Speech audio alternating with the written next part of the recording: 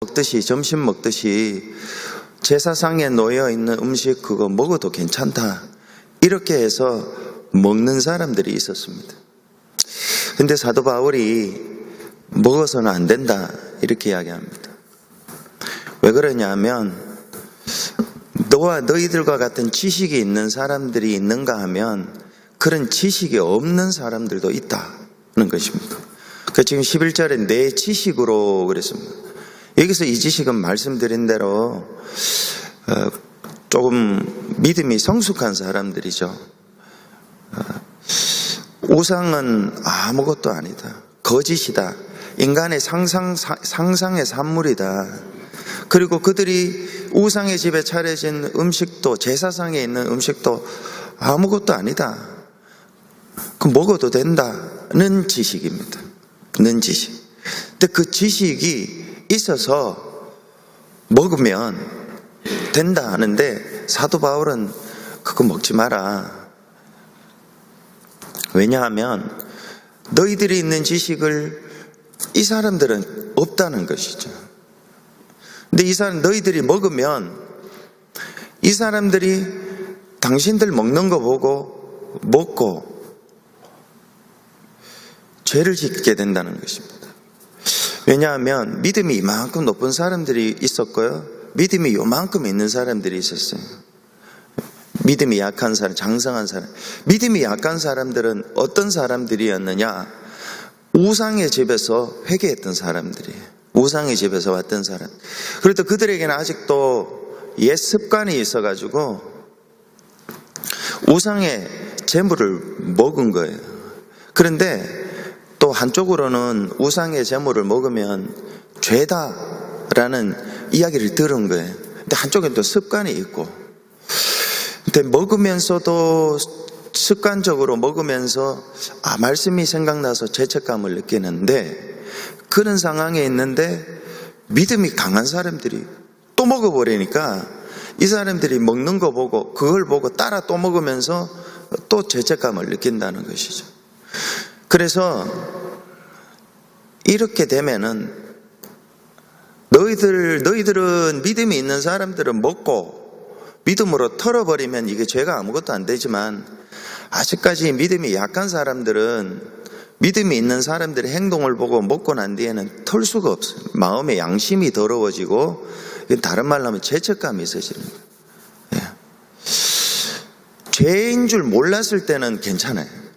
근데 이게 죄인 줄 알 때는 양심이 계속해서 이게 잘못됐다고 고소를 하죠. 그럼 마음에 불안이 있고, 그럼 자꾸 사람들을 피하게 되고 공동체에서 떨어져 나가게 되고 신앙이 더 약해지게 되는 거죠. 지금 11절이 그런 말입니다. 자, 우리 8장 1절부터 한번 쭉 읽어보겠습니다. 지금 이런 지식을 가지고 이거 읽으면은 금방 들어올 수 있습니다. 자, 한번 보세요. 1절을 보면 우상의 재물에 대하여는 우리가 다 지식이 있는 줄을 아나. 금방 말씀드린 겁니다. 우상은 아무것도 아니다. 그 재물 먹는 것도 nothing이다. 죄 짓는 게 아니다. 이 자유의 문제다 하는 것입니다. 우리가 다 지식이 있는 줄 아나. 지식은 교만하게 하며 사랑은 덕을 세우나니. 이 말은 지식은 교만하게 한다는 말은요, 일반적으로도 해당이 되고 고린도 교회의 구체적인 상황에서도 해당이 되는, 지식만 있으면은 교만하게 해서 쓰러진다는 것이죠. 자, 2절. 만일 누구든지 무엇을 아는 줄로 생각하면 아직도 마땅히 알 것을 알지 못하는 것이요. 3절. 또 누구든지 하나님을 사랑하면 그 사랑은 하나님도 알아주시느니라. 그 사람은 하나님도 알아주시느니라. 이게 다 연관이 있습니다. 약한 자를 사랑하는 사람을 하나님이 사랑한다.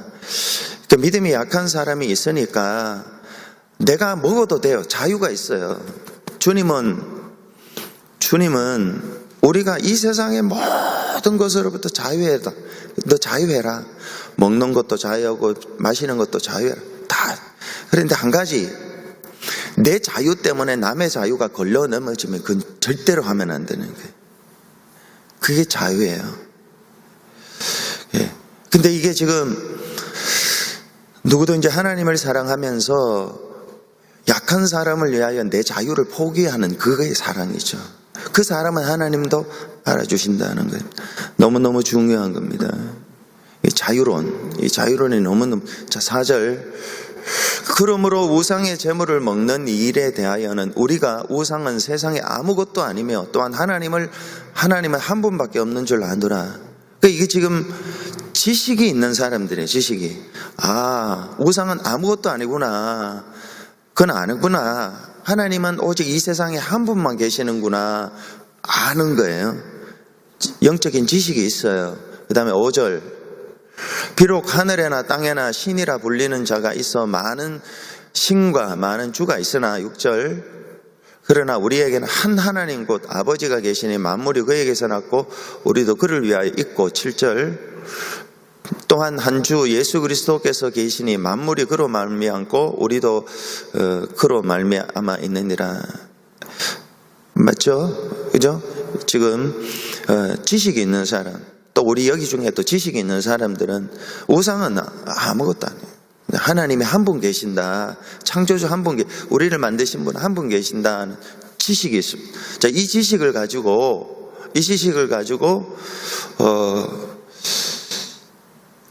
이 고린도 교인들은 음식을 막 먹어버린 거예요.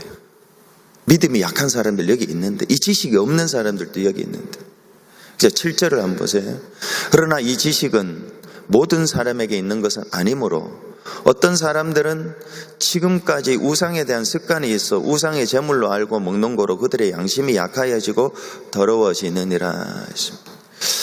습관이 참 중요한 것 같아요. 계속해서 우상 제물을 먹는 습관이 있었어요.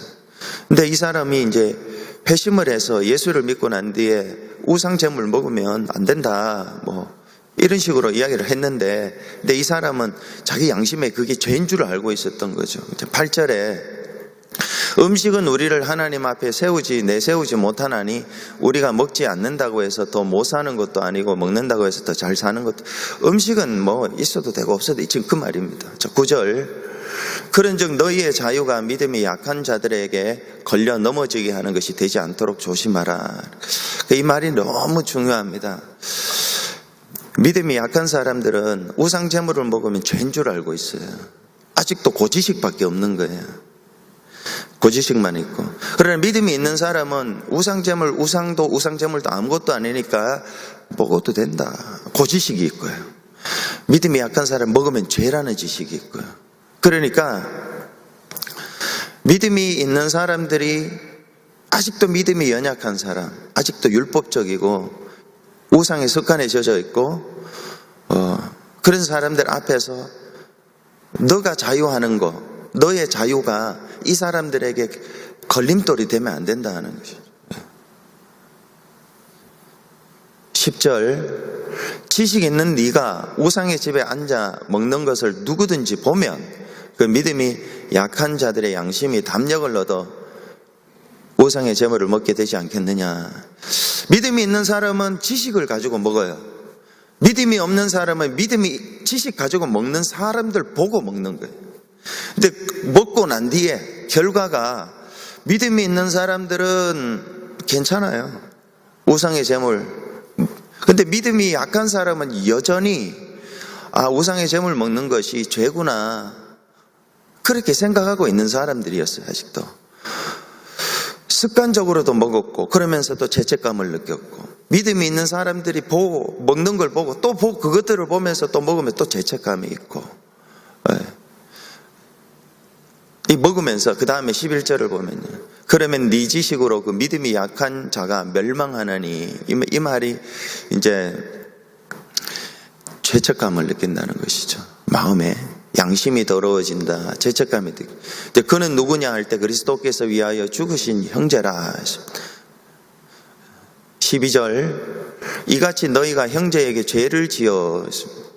내가 자유하는 걸 보고 믿음이 없는 사람이 따라와서 먹고 감당이 안 되는 거예요. 지금 먹고 마음에는 늘 이게 죄인 줄 알았는데, 목사가 하는 거 보고 예를 들어서요, 따라 했다가 이 감당이 안 돼가지고 죄책감을 느끼는 사람들, 이런 사람들이 있다. 그 형제에게 죄를 짓는다는 것은 형제가 죄를 짓게 만든다는 것이죠. 그 약한 양심을 상하게 하는 것이, 죄책감을 느끼게 하는 것이 곧 누구에게 죄를 짓는 것이라고요? 예수님께 죄를 짓는 것이다. 저와 여러분이 우상 제물을 넘어서, 이게는 우상 제물인데, 우상 제물을 넘어서 지식이 있어서 무슨 일이든지 할 수 있지만은 누가 보는 앞에서는 하면 안 된다고요? 믿음이 약한 사람 앞에서는 하면 안 돼요. 믿음이 약한 사람들 앞에서 그걸 하면은 그 사람이 마음에 죄책감을 느낀다는, 따라하고. 근데 이게 누구에게 하는 것이라고요? 예수 그리스도께 하는 것이다. 왜냐하면 작은 형제에게 한 것이 곧 나에게 한 것이라고 그랬습니다. 요약하면 저와 여러분은 예수 그리스도를 믿음으로 말미암아 자유합니다. 뭐든지 자유할 수 있습니다. 새벽에 이런 말 해도 하면 안 되지만은요, 예를 들어 극단적으로 술을 마셔도 돼요. 그러나 자기가 통제가 되고 정신 차려서 예수를 믿고 거기에서 종노릇을 하지 않고 그래도 포도주를 마셔도 돼요. 그렇지만은 믿음이 약한 사람들 앞에서 그걸 하면 절대로 안 된다는 거예요. 절대로 하면 안 된다는 거예요. 내가 무슨 일을 해도 되는데 그 자유를 주님이 주셨는데, 그렇지만은 나의 어떤 행위를 통해서 믿음이 약한 사람들이 시험이 들면은 교회에서 믿음이 강하다는 목사나 우리 중직자들이나 오래된 교인들이 믿음이 있다고 하면서 그냥 이렇게 저렇게 자유롭게 행동하는 것이 믿음이 약한 사람들이 보기에 꼭 걸려 넘어지는 게 있다면 우리는 잘 모를 때가 있죠.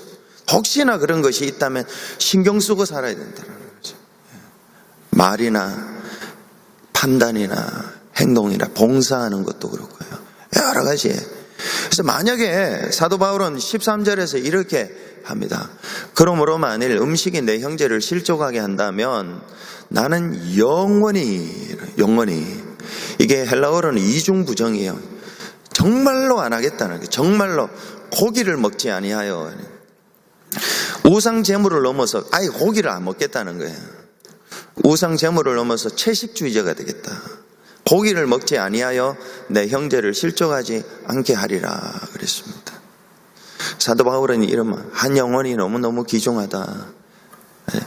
저와 여러분의 어떤 성숙한 자유가 믿음이 약한 사람들을 넘어뜨리게 하면 안 된다. 그리고 여기서 멸망이라는 것은 아까 11절에 어떤 사람들이 구원이 약한 자가 멸망한다, 이 말은 그냥 구원에서 떨어지는 게 아니라 그냥 죄를 짓게 만든다는 그런 의미입니다. 죄를 짓게 만든다는. 그러면 안 된다. 절대. 그래서 여기서 두 가지를 기억해야 되는데, 오늘 고린도전서 8장은 그리스도인의 자유론에 대한 아주 중요한 이야기입니다. 저와 여러분이 자유를 어떻게 사용해야 되느냐. 예수님이 우리에게 자유를 주셨는데 이 자유를 어떻게 사용해야 하느냐. 내게 있는 권한을 포기하는 게 자유입니다.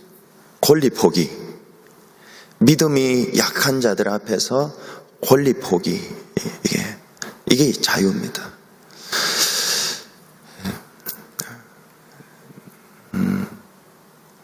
그리고 여기서 멸망한다는 것은 그런 구원이 드랍된다 이런 의미가 아니다. 그러니까 이 두 가지를 기억하시기 바랍니다. 히브리서 6장을 또 보겠습니다. 히브리서 6장 6절을 보세요. 6절. 여기에 타락한 자들은 다시 새롭게 하여 회개하게 할 수 없나니 했습니다. 여기 봐라. 이게 보면 회개하게 할 수 없나니, 회개가 안 되는구나. 그러니까 예수 믿다가 죄를 지으면 회개가 안 되는구나. 멸망하는 거 아니냐. 지금 그 이야기입니다. 이렇게 말하는 사람들이 있다라는 것이죠.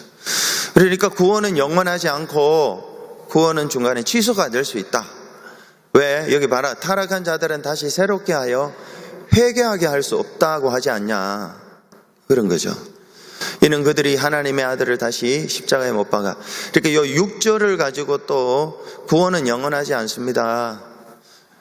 구원은 죄를 지으면 우리가 멸망할 수 있습니다. 이렇게 말을 하는 사람들이 있습니다. 그런데 이 히브리서 6장도 전체를 보면요, 그런 의미가 아닙니다. 이 회개라는 것이 처음에 회개하는 것을 말해요. 처음에.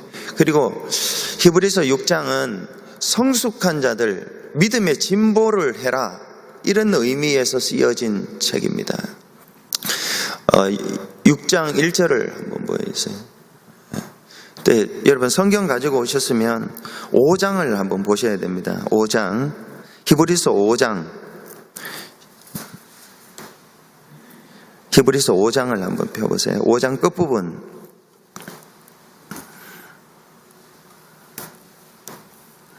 (5장) 13, 14절을 한번 읽어보겠습니다. 아니 11절부터 14절까지 다 읽어보겠습니다. 히브리서 5장 11절부터 14절 시작. 멜기세덱에 관하여는 우리가 할 말이 많으나 너희가 듣는 것이 두나무로 설명하기 어려우니라. 때가 오래되었으므로 너희가 마땅히 선생이 되었을 터인데 너희가 다시 하나님의 말씀의 초보에 대하여 누구에게서 가르침을 받아야 할 처지이니 단단한 음식은 못 먹고 젖이나 먹어야 할 자가 되었도다. 이는 젖을 먹는 자마다 어린아이니 의의 말씀을 경험하지 못한 자요 단단한 음식은 장성한 자의 것이니 그들은 지각을 사용함으로 연단을 받아 선악을 분별하는 자들이니라. 그러니까 5장의 끝은요, 이제 좀 성숙해라, 신앙이 성숙해야 된다, 자꾸 기초만 돌보지 말고 기초에서 머물지 말고 앞으로 전진해 나가야 된다, 이런 의미입니다. 그래서 6장으로 넘어가면 그러므로 우리가 그리스도의 도의 초보를 버려라, 전진해 나가 성숙하기 위해서 계속 다람쥐 쳇바퀴 돌듯 그렇게 하지 말고 버리고 죽은 행실을, 그리스도의 도의 초보가 뭐냐, 1절 2절에 6개가 나옵니다. 초보를 버리고인데 그게 죽은 행실을 회개함, 그 다음에 하나님께 대한 신앙, 세 번째는 세례, 네 번째는 안수, 다섯 번째 죽은 자의 부활, 여섯 번째는 영원한 심판에 관한 교훈, 이겁니다. 이게 그리스도의 초보입니다. 회개와 신앙과 세례와 안수와 부활과 심판, 심판에 관한 교훈의 털을 다시 닦지 말고 이제는 완전한 대로 나가야 하지 않겠냐, 이 말입니다. 그러니까 그리스도를 믿으면서 계속해서 지금 이 히브리서의 대상 중에 어떤 사람들이 계속해서 회개, 처음에 있는 회개, 믿음, 세례, 안수, 부활, 심판에 대해 여기만 계속 머물러 있는 거예요. 성장하지 않고, 신앙이 성숙하지 않고 여기만 머물러. 여기서 단단한 식물을 먹으면서 예수 그리스도 인격과 성품을 나타내고 고난 속에서도 주님을 증거하고 예배하고 성도들을 사랑하고 이래야 되는데 여기 앉아가지고 계속 전진이 없는 거예요. 여기서.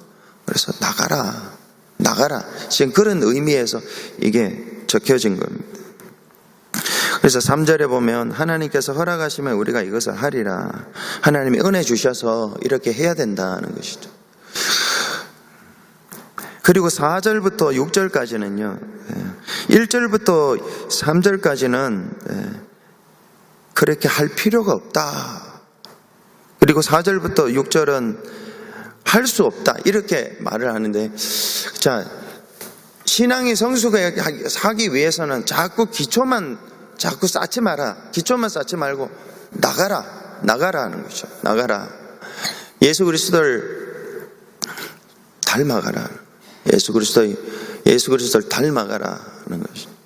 이제 4절에 한 번 빛을 받고 하늘의 은사를 받고 은사를 맛보고 성령에 참여한 바 되고 하나님의 선한 말씀과 내세의 능력을 맛보고도,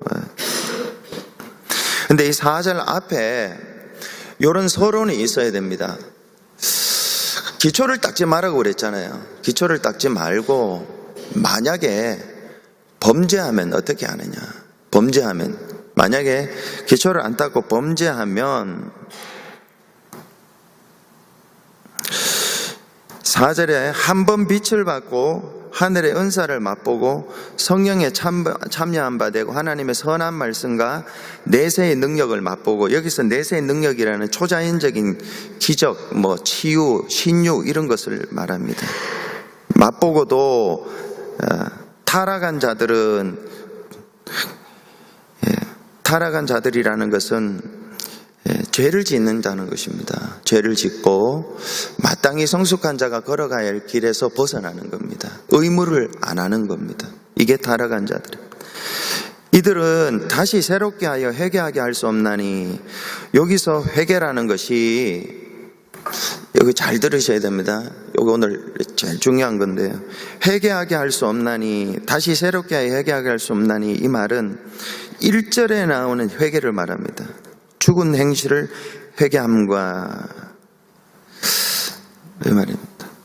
그러니까 다시 기초를 쌓을 필요 없다는 것입니다. 다시 처음에 예수를 믿는 것처럼 그렇게 할 필요가 없다. 그렇게 다시 새롭게 하여 회개하게 할 수 없나니, 기초를 쌓을 필요가 없다. 그냥 하나님 앞에 죄송합니다 하고 일어서면 된다는데, 자꾸 돌아가가지고 처음의 것을 반복하고 이렇게 할 필요가 없다는 것입니다. 여기서 회개하게 할 수 없나니라는 것은 처음에 믿을 때 그 회개를 말하는 거예요. 처음에 믿을 때 회개하고 예수 믿었던 거, 그 반복할 수, 이미 이루어진 거 아니냐. 이미 우리가 예수 믿고 구원받은 거 아니냐. 왜 그걸 자꾸, 저도 옛날에 신학 가기 전에 부흥 강사가 오면 부흥 강사가 항상 구원 초청을 하잖아요. 예수 믿을 사람 일어나라고 그러잖아요. 그때 한창 제가 뜨거웠었거든요. 철학기도 다니고 막 교회에 열심히 일하고 할 때거든요. 근데 그때 여기 앉아가지고 부흥 강사가 와서 말씀 듣고 찬양하고, 그리고 마지막에 예수 믿으려고 결정해서 일어나라. 저 또 일어났어요. 그 다음에 부흥 강사가 와서 또 일어났어요. 일어서고 싶었어요. 잘 믿고 싶었기 때문에. 근데 그럴 필요가 없다 하는 것이죠. 그럴 필요가 없다. 지금 그 말입니다. 그 말. 회개케 할 수 없다. 네 그냥 믿는 거잖아. 조금 길에서 벗어났으면은 그냥 다시 돌아와서, 목표가 우리가 구원해 준 건 조건이 없지만 구원의 방향과 목표는 있지 않냐. 네가 그냥 예수 믿고 예수님을 닮아가고 성품과 사역에서 예수를 드러내면 된다. 자꾸 믿을 사람 회개 일어나세요 할 때 자꾸 이렇게 하면, 이거는 모를 때는 괜찮지만 자꾸 알고도 자꾸 그러면은요, 이게 지금 6절 후반절에 보면, 이는 그들이 하나님의 아들을 다시 십자가에 못 박아 드러내 놓고 욕되게 함이라. 예수님을 욕되게 하는 것이라는 것이죠. 욕되게 하는 것이죠. 그래서 여기서 이 회개라는 것은 예수를 처음 믿을 때 그 회개를 말하는 거예요. 이제 너희들은 성숙한 대로 나가야 되는데, 죄를 지었다고 살아가면서 죄를 지었다고 해서 자꾸 나 예수 믿습니다, 다시 예수 믿습니다, 이러면 안 된다는 것이죠. 이러면 안 돼요. 훑어버리고 일어나서 전진해 가는 거예요. 완전한 대로 나아가야 된다는 것이죠. 조금 새벽에 어려운 말씀을 전했습니다만은 잘 이해하시기를 바라고요. 네, 오늘 고린도전서 8장과 히브리서 6장에서 공통적으로 하는 이야기는, 구원은 취소되지 않는다. 절대로 구원은 하나님이 보호하셔서 저와 여러분의 영생은 취소되지 않는다. 그렇지만은 삶의 지침이 한 개씩 떨어졌습니다. 고린도전서 8장에서는 저와 여러분에게 있는 영생과 구원 때문에 자유하는데요, 죽어도 살고 가난해도 괜찮고 병들어도 괜찮고 주님이 보호해 주시는데, 근데 그 자유가 우상의 재물을 먹어도 괜찮고 무슨 일을 해도 괜찮은데 그 자유가 만약에 믿음이 약한 사람들을 넘어뜨리게 하는 걸림돌이 되게 하면 그거는 예수님께 죄를 짓는 아주 나쁜 거다라는 것이죠. 사도 바울은 차라리 채식주의자가 되겠다, 고기를 안 먹겠다, 그런 결단까지 합니다. 그래서 저와 여러분이 우리 교회에 믿음이 약한 사람들에게 포커스가 맞춰져야 돼요. 내가 자유하는데 중요한 게 아니라 내보다 믿음이 약한 사람들이 누군가를 보고 그들이 나의 말과 행동 때문에 걸려 넘어지고 신앙에서 떨어지고 공동체에서 멀어지고 이렇게 하는 게 너무너무 큰 죄라는 거예요. 너무너무 큰 죄. 그리고 히브리서 6장은 성숙해라는 거죠. 자꾸 기초로 돌아가지 말고 기초로. 저와 여러분이 말과 행동, 얼굴빛에서 예수가 드러나요. 예수.